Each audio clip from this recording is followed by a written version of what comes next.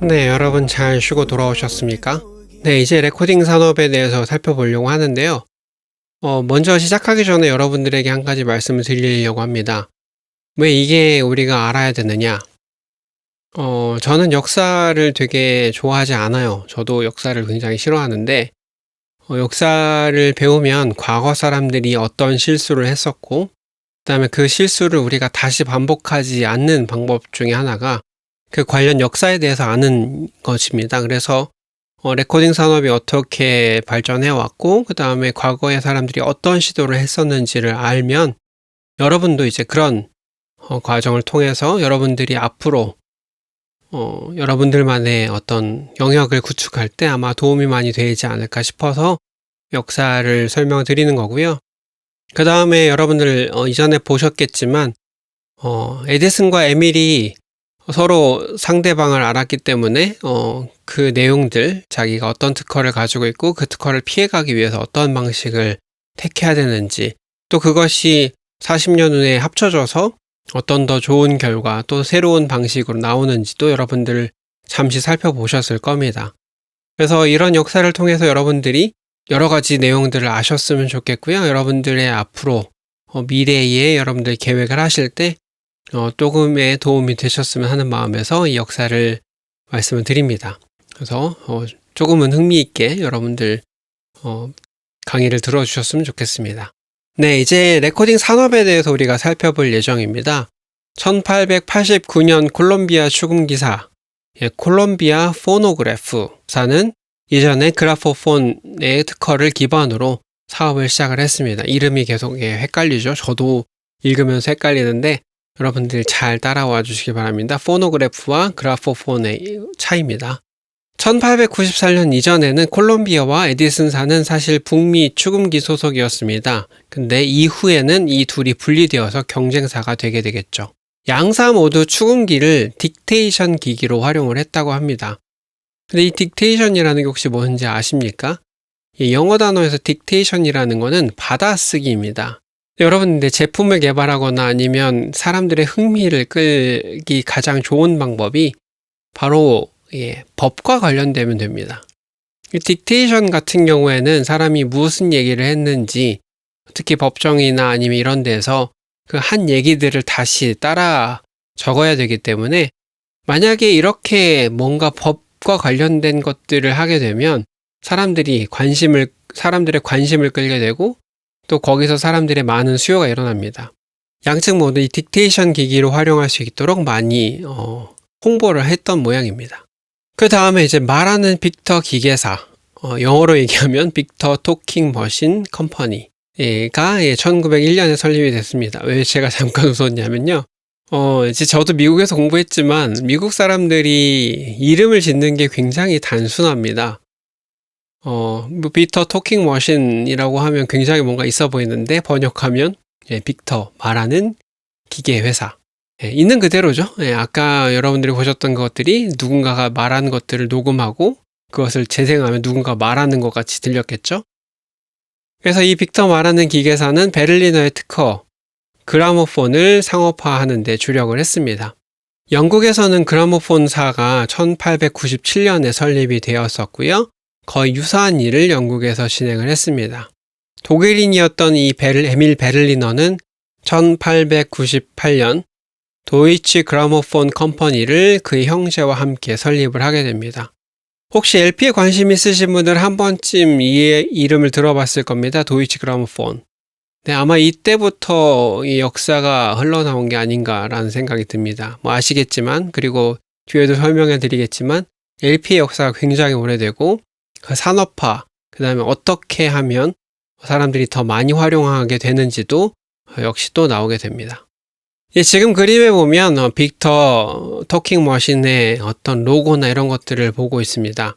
맨 좌측에는 개발했던 대표 회장이 보이고 있고요. 그 다음에 가운데랑 오른쪽에 보시면 강아지가 축음기를 유심히 쳐다보고 있는 것을 보실 수가 있을 겁니다. 근데 사실 이게 굉장히 오래 사용된 로고이기도 한데요. 이게 왜 이렇게 됐을까요? 여기 오른쪽에 보시면 개가 자기 주인의 소리를 따라간다? 당시 사람에게는 굉장히 흥미로운 이야기였을 겁니다. 주인이 없는데도 개도 궁금해하는 정도의 소리다 라는 의미로 이런 로고를 활용했다고 합니다. 그래서 빅터 토킹 머신의 로고가 개가 이 제조사에서 만든 축음기를 보고 있는 장면으로 만들었다고 합니다. 자, 여기서 보시다시피 니퍼라는 개가 에디슨의 실린더 축음기를 보는 장면을 촬영한 것이 바로 로고로 바로 됐었고요. 이 프란시스 바로우라는 사람이 촬영했는데 이것이 거의 로고로 된 거죠. 실제로 이 강아지의 모형은 제가 공부했던 뉴욕 위쪽 주에 근처의 건물에 아직도 저렇게 상징적으로 달려 있다고 합니다. 저도 가보진 않았고 학교에서 수업을 들을 때 교수님이 보여준 사진인데 여러분들에게도 흥미가 있을까봐 같이 보여드리고 있습니다. 자, 이 로고가 빅터의 로고의 시작입니다. 과연 초기의 레코딩 스튜디오들은 어땠을까요? 우리가 잠시 살펴보면 1923년 첫 번째 독일 라디오 스튜디오입니다. 말의 가죽과 카펫과 커튼 등으로 둘러서요. 그 다음에 이제 마이크는 주소록 위에 약간 사람 높이처럼 맞춰서 올라와 있죠. 그리고 오른쪽에 보시면 1923년 복스라는 건물의 건물인데요. 5층에 로비가 있었고요. 그 다음에 지붕에 보시면 희미하게는 아마 안테나들이 보이시게 될 겁니다. 이런 게 이제 당시에 레코딩 스튜디오 혹은 라디오 스튜디오였고요. 여기에 또 이제 당시에 어떻게 활용을 해서 레코딩을 했는지 보여드리는 그림들이 있는데 1924년 샤퍼라는 사람이 텐트 형식의 커튼을 활용해서 건축음향 환경을 변경할 수 있는 흡음했다가 반사했다가 그런 것들을 볼 수 있는 천장을 만들었다고 합니다. 아인바흐에 존재한다고 하는데 저도 아직 가보진 않았어요. 그리고 제가 사실 미국에서 공부할 때는 건축음향을 공부했기 때문에 굉장히 저한테는 흥미있는 사진이기도 한데 여러분들에게는 어떨지 모르겠습니다. 1931년 방송국 그림을 여러분들 오른쪽에서 보고 계시는데요. 행 폴리찌그라는 사람이 지은 건물의 도면입니다. 지상층에 이제 3개의 녹음실과 리허설룸이 있고요. 주변에는 이제 사무실로 구성이 되어 있었다고 합니다. 이 다음 슬라이드는 굉장히 독특한 그리고 왜 망했고 왜 흥하게 됐는지 그리고 어떤 시도들을 사람들이 해왔는지를 볼 수 있는 슬라이드이긴 한데요. 텔하모니움이라는 기계가 있었습니다. 이게 뭐냐면 이제 한국어로 번역하면 음악 하모니움이라고 번역이 되더라고요. 근데 이게 어떤 기기냐면 교류 전기를 가지고 작동하는 건반 악기입니다. 그래서 건반 충격을 닿게 되면 이제 건반 누르면 충격이 닿게 되겠죠. 그것을 전화선을 통해 멀리 떨어진 것까지 음악을 연주합니다. 실제로 뉴욕에서 39번가와 브로드웨이에서 온 스피커를 사용해서 실제로 벌어졌었던 내용이라고 합니다. 지금 보시는 거는 이제 그 텔하모니움의 그 지하에 있는 발전소인데요. 굉장히 규모가 크죠. 사람이 보이시고 거기에 굉장히 큰 발전소가 들어있는 것을 보실 수가 있습니다. 그 다음에 텔하모니움의 전선룸입니다. 제가 아까도 말씀드렸지만 전화회선을 가지고 송출을 했기 때문에 그 회로도 역시 그 전화회선도 그 건물 같은 곳에 있어야 되기 때문에 여러분들 보고 계십니다. 그렇다면 당시의 광고 영상을 아주 짧게 한번 여러분들에게 보여드리도록 하겠습니다. 어떤 소리인지 굉장히 궁금하시죠? 텔하모니움, 음악 하모니움 소리를 한번 같이 들어보도록 하겠습니다.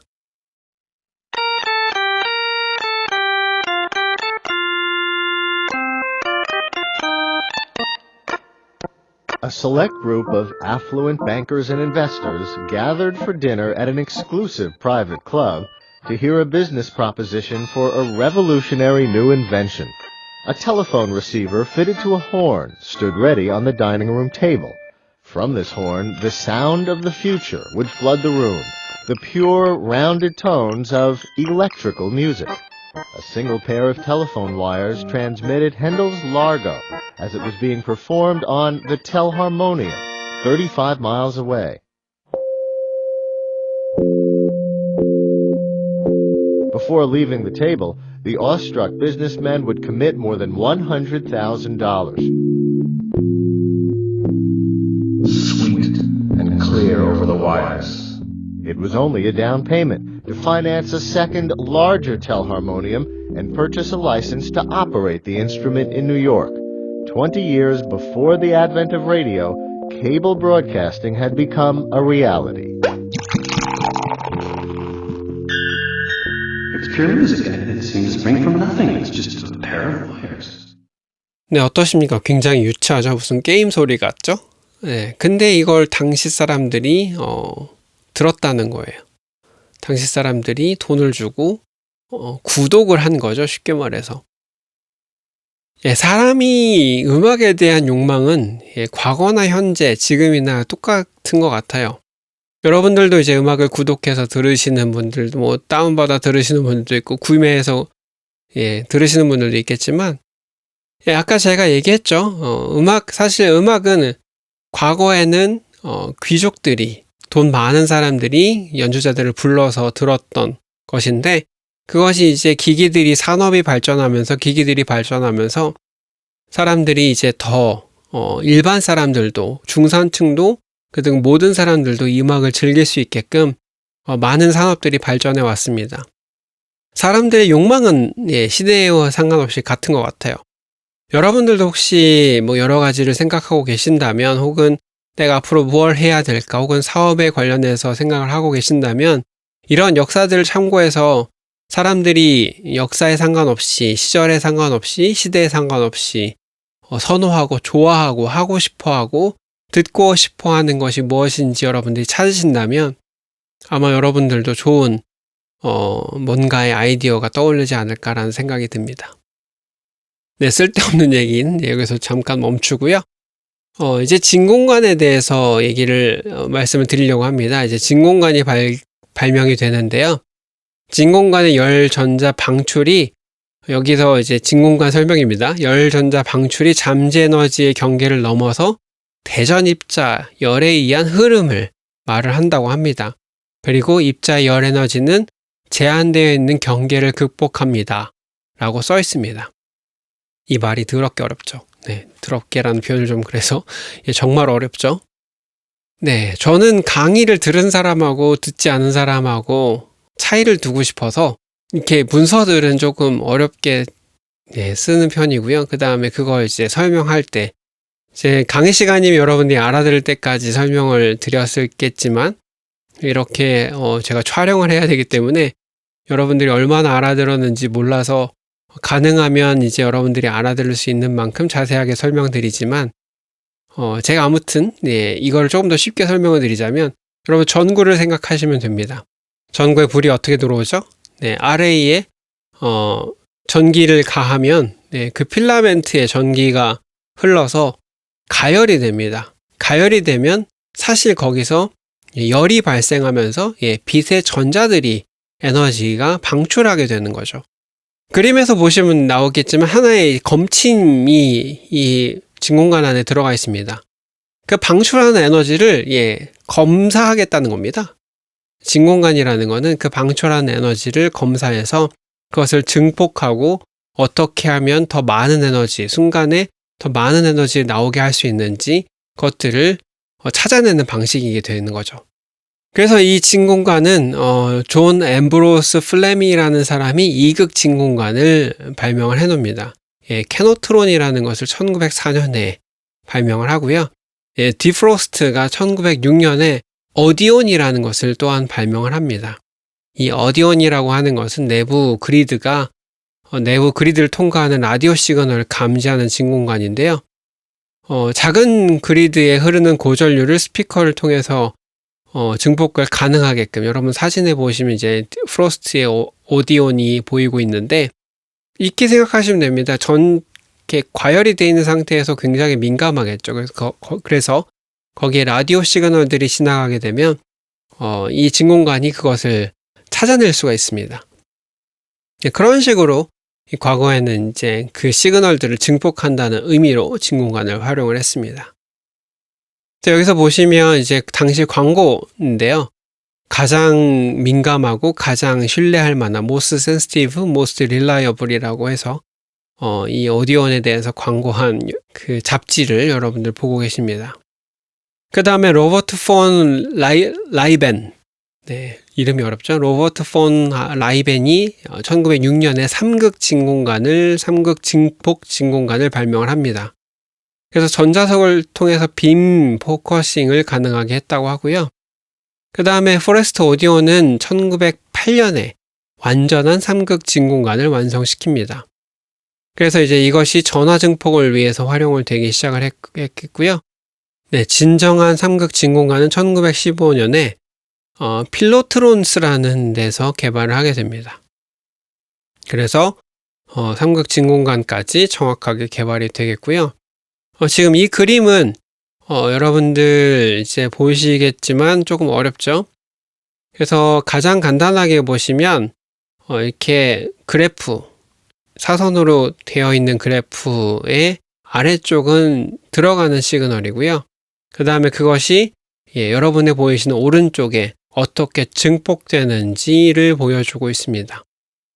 그래서 그 커브가 좌측 상단에 있는 커브가 진공관이 증폭하는 특성이고요. 그래서 여기서 트랜스퍼 캐릭터리스틱이라고 써 있고요. 그거에 따라서 시그널이 특성이 있게 증폭이 되게 됩니다. 물론 뭐 음악에 관심 없으신 분들도 있겠지만 뭐 진공관에 대해서 조금 관심 있으신 분들도 있겠지만 이 커브에 따라서 진공관의 음색의 특성이 결정이 되게 됩니다. 그래서 이것을 따라서 진공관을 선택하시는 분들도 있겠고요. 아무튼 제일 중요한 건 이 커브에 따라서 증폭하는 방식이 바뀐다는 사실, 그것만 여러분들이 알고 계시면 아마 조금 더 쉬울 듯 합니다.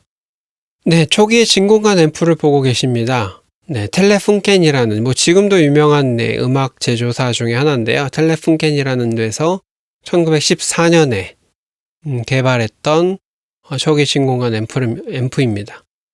그래서 여기서 보시면 그리드 전압상의 삼극 진공관 산화전류 전극차가 보이시겠고요. 그 다음에 이것도 역시 약간의 곡선의 커브가 되겠죠. 그 다음에 이제 당시 영화 산업이나 여러분들도 이제 미디어니까 관심 있으실까봐 하나 추가해놨는데요. 1931년에 이미 논문으로 초기 영화 녹음을 하면서 마이크의 최적 위치들을 카메라에 따라서 어떻게 배치를 하는 게 좋은지가 이미 논문으로 나오기 시작을 했다고 합니다. 여기 보시면 75mm 카메라와 150mm 카메라, 그러니까 가까운 거를 찍는 카메라와 멀리 있는 걸 찍는 카메라일 때 마이크의 포지션이 어디 있으면 좋은지 그런 것들을 이미 다 과거부터 계산을 하기 시작을 했죠. 그래서 사실 많은 사람들이 이미 여러 촬영이나 이런 것들에 대해서 논문이 많으니까 여러분들도 혹시 이런 데 관심 있으시다면 영어를 조금 더 공부하셔서 찾아보시는 것도 굉장히 재밌습니다.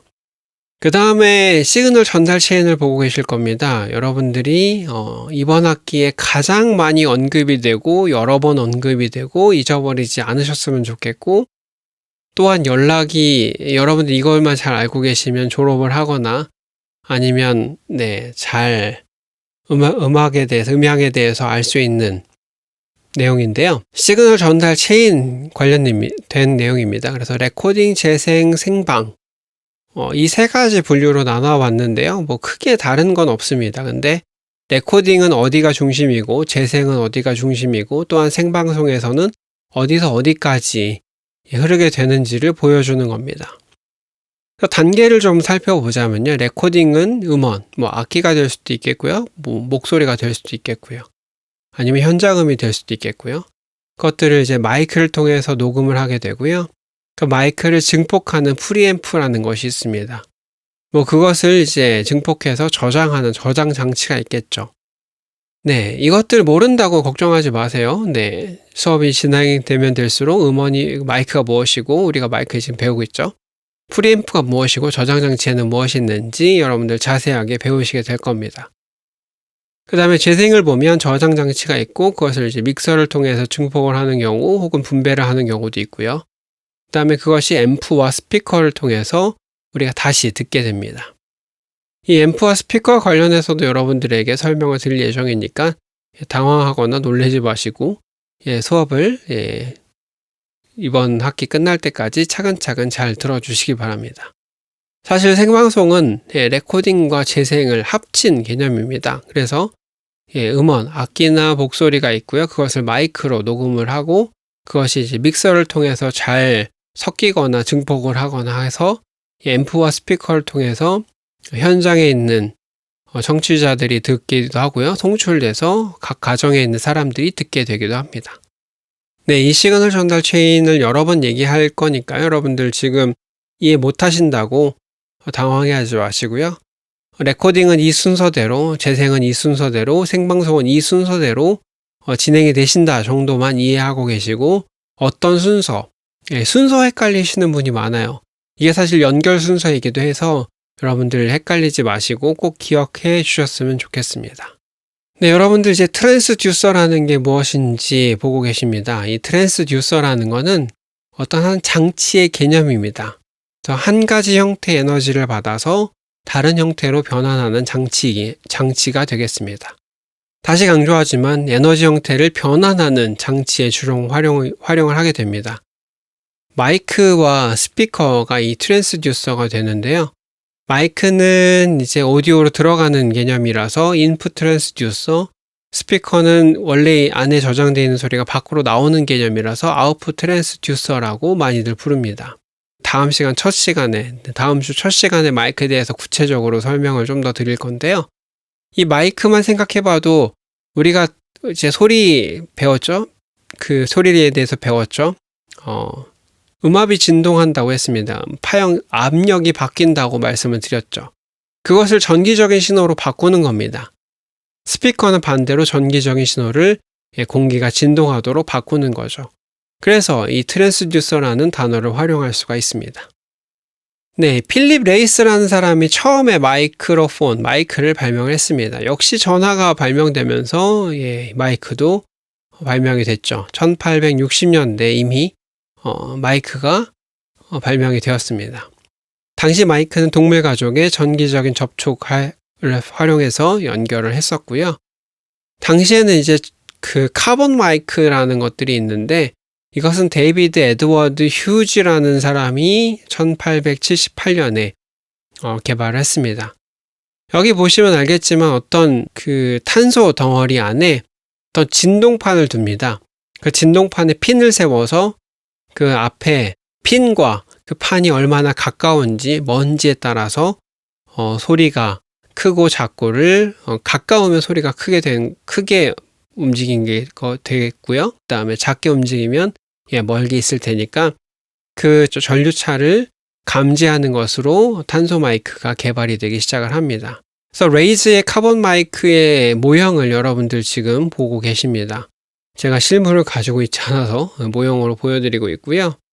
당시에 카본 마이크의 단면입니다. 그리고 카본 마이크의 주파수 응답이 되겠고요. 생각보다는 많이 평탄하게 만들어서 당시에도 소리가 나쁘지 않게 녹음되는 것을 볼 수가 있었습니다. 다음에는 이제 마이크 얘기가 나올 때마다 항상 등장하는 센시티비티인데요. 이 센시티비티라는 거는 마이크에 사용되는 감도입니다. 감도라는 건 뭘까요? 민감하냐, 둔감하냐 차이가 되겠죠. 그래서 이 감도를 통해서 민감하다, 둔감하다를 여러분들 아실 수가 있게 됩니다. 그래서 우리가 지난 시간에 컨덴서 마이크를 좀 얘기를 했었죠.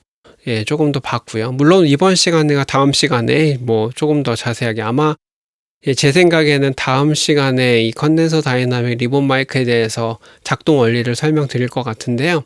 먼저 이 센시티비티 구분하는 방법부터 말씀을 드리면요. 가장 민감한 마이크는 컨덴서 마이크입니다. 중간 정도는 다이나믹 마이크입니다. 그래서 1파스칼일 때 1.5에서 3mV 정도 나오고요.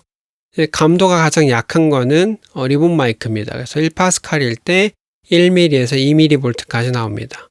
이거 뒤에 미리볼트 파스칼은 모르셔도 됩니다. 근데 순서만 기억하셨으면 좋겠어요. 가장 민감한 마이크는 컨덴서, 그 다음에는 다이나믹, 그 다음에는 리본 마이크라는 사실 여러분들 잊지 마시기 바랍니다. 그래서 이제 출력을 따지자면 리본 마이크는 컨덴서 마이크보다 대략 한 15에서 20dB 정도 낮게 감지가 됩니다. 그래서 리본 마이크가 가장 둔감한 마이크고요. 컨덴서 마이크가 가장 민감한 마이크라는 것들 여러분들 꼭 기억해 주시기 바랍니다. 네, 마이크에 대해서는 오늘 여기까지 얘기하고요. 한 가지 여러분들의 숙제에 대해서 말씀을 드리겠습니다. 갑자기 숙제냐고요? 여러분들 지금 슬라이드에 보고 계실 겁니다. shops.de 독일 사이트라서 DE로 끝나는데요. 슬래시 쇼룸에 들어가시면 마이크 비교를 해볼 수 있습니다. 그래서 비교에 관련된 숙제를 내드릴 건데요. 여러분들 아시겠지만 우리 수업에 향상심화라는 게 있습니다. 그 향상심화에 여러분들 포함되는 점수에 들어가는 내용이라서 여러분들 잘 숙제를 해주셨으면 좋겠습니다. 여러분 헷갈리실까봐 제가 접속 방법을 하나하나 차근차근 설명을 드리겠습니다. 여러분들 제가 웹사이트에 접속해서 들어가는 것까지 한번 보여드리도록 하겠습니다. 그래서 웹사이트 키셔서 여러분들 주소를 입력을 하시면 그림에 보이는 사이트를 들어가시게 될 겁니다. 그림에 보이시는 사이트에 접속을 하시면 플래시가 하나 뜨죠. 플래시를 실행하셔야 여러분들 보실 수가 있어요. 그리고 저는 가능하면 여러분들 이어폰 그리고 좋은 이어폰을 혹은 좋은 헤드폰을 사용하셔서 들어보셨으면 조금 더 차이가 좀 극명할 것 같은데요. 거기 접속하셔서 한국어가 있으면 좋겠지만 다 없습니다. 그래서 저는 이제 영어를 선택을 할 거고요. 그래서 로딩을 인터넷이 되는 데서 하시는 게 좋겠죠. 빠른 데서 하시는 게 좋겠죠. 그래서 보시면 첫 번째 이제 피아노가 나옵니다. 거기에 이제 왼쪽에는 피아노가 나오고 그 아래에 재생 버튼이 있고요. 오른쪽에 보시면 AB, MS, 그 다음에 2 곱하기 CM4, CCM4 이렇게 되어 있습니다. 이 세 가지를 여러분이 비교하실 건데요. 제가 이 사이트를 말씀드리는 이유 중에 하나는 소리를 재생시켜 놓고 비교하실 수가 있습니다. AB는 뭐고 MS는 뭐고 CCM4 두 개는 뭔지 여러분들 보시면 알겠지만 오른쪽 왼쪽에 이렇게 확대할 수도 있고요. 그 다음에 실제로 비교를 하는 그것도 보실 수가 있겠죠. 그래서 AB 마이킹이 뭐고 MS 마이킹이 뭐고 CCM44 마이킹 하는 경우에 소리들이 어떻게 다른지 보셨으면 좋겠습니다. 들어보시고 여러분들이 차이 느낌을 구체적으로 여러분들이 아는 단어로 서술해 주시면 좋겠고요. 두 번째로는 이제 피아노에 대해서 다 구분이 끝나셨으면 앙상블로 넘어가시면 됩니다. 또 로딩을 하죠. 로딩을 하고 나서 플레이 버튼을 누르면 여기서 또 앙상블 연주를 들으실 수가 있습니다. 앙상블 연주를 하면서 AB 마이킹이 뭐고 ORTF가 뭐고 XY가 뭐고 여러분들 클릭하시면 이렇게 다 보이실 겁니다. 그래서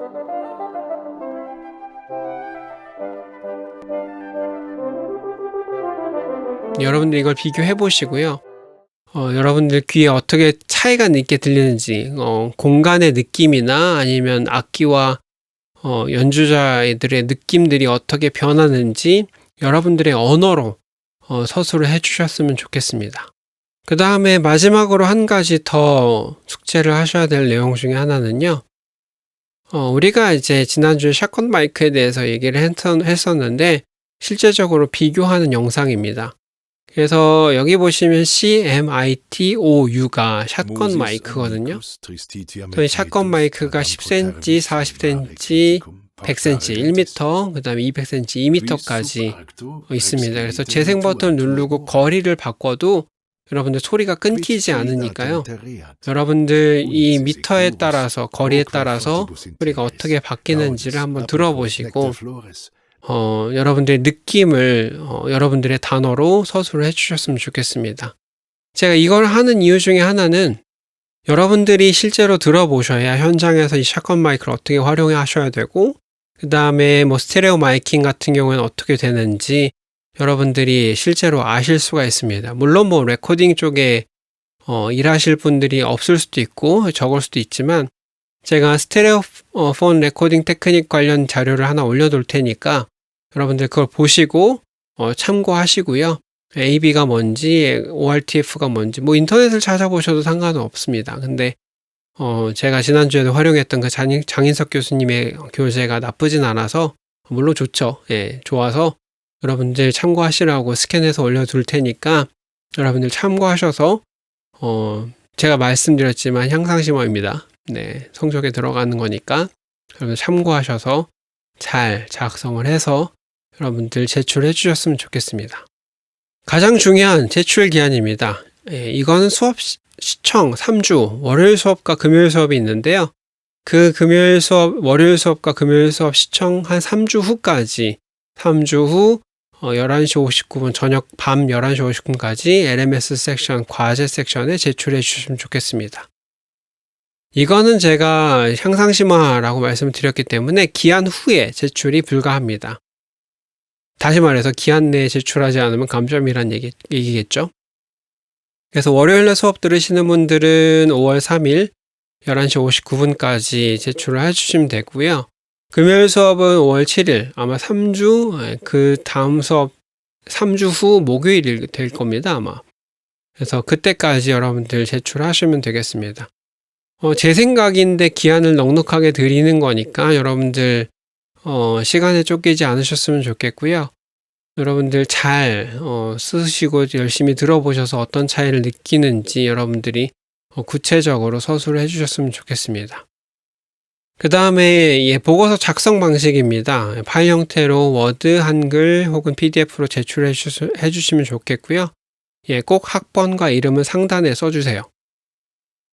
매번 이렇게 얘기해도 위에 혹은 파일명의 상단 이름이 학번이 없어서 제가 채점을 하지 못하는 경우가 생기는데 그러면 이제 향상심화의 점수가 들어가지 않게 되겠죠. 그래서 여러분들 참고하셔서 학번과 이름을 반드시 파일명에도 써주시고요. 그 다음에 문서 상단, 문서 내 상단에도 적어주시기 바랍니다. 그리고 전체 내용은 4페이지를 넘지 않았으면 좋겠고요. 가장 중요한 거는 내게 들려지는 소리의 차이를 다른 사람이 이해하기 쉬운 언어로 썼는지 그렇지 않은지입니다. 다시 말해서 여러분의 느낌을 제가 비슷하게 느낄 수 있게끔 저를 설득하라는 얘기겠죠. 이 과정을 하는 이유는 여러분들이 소리가 굉장히 주관적인데 그것을 객관적인 다른 사람이 이해할 수 있는 언어로 풀어낼 수 있느냐 하는 그 훈련 과정입니다. 그래서 차이가 없지 않아요. 저도 소리를 여러 번 들어봤고 저도 여러 번 느끼는 거고 ORTF가 뭔지 AB가 뭔지 XY가 뭔지 다 알고 있으니까 저도 여러 번 들어보고 여러 번 비교해보고 어떤 차이가 느껴지는지 여러분들이 열심히 들어보라는 얘기입니다. 귀를 훈련하는 과정이니까요. 여러분들 반드시 잘 들어보셔서 이번에 이런 과제들 통해서 여러분들 귀가 잘 훈련되는 시간이었으면 좋겠습니다. 제출만 하면 빵점을 드리지 않을게요. 네, 제출만 하면 좋은 점수를 드릴 테니까 여러분 기한 내에 가장 제출하는 게 중요하고요. 그 다음에 다른 사람, 제가 이해할 수 있는 언어로 적으시는 것이 또한 중요합니다. 다 이해가 되셨죠? 모르시는 거 있으면 제 이메일로 질문 던져주시고요. 혹은 LMS 안에다가 질문하셔도 좋은데 이제 저는 이메일이 더 편해서 이메일로 저희가 제 네이버 이메일로 보내주시면 제가 확인하는 대로 답변을 해드리도록 하겠습니다. 제 네이버 이메일을 모르시는 분들이 있을까봐 하단에 제가 이메일 주소를 남겨놨고요. 그걸 통해서 여러분들 질문해 주시면 제가 확인을 하는 대로 여러분 답변을 해드리도록 하겠습니다. 네, 긴 시간 여러분들 수업 들어주셔서 감사하고요. 오늘은 여기서 마치겠습니다. 다음 주에 마이크와 함께 다시 돌아올 겁니다. 그러니 여러분들 한 주간 잘 건강하게 지내시고 이제 과제 향상심화 드렸으니까 여러분들 잘 수행해 주시기 바랍니다. 그럼 한 주간 건강하게 잘 보내시고요. 다음 주에 뵙도록 하겠습니다. 감사합니다.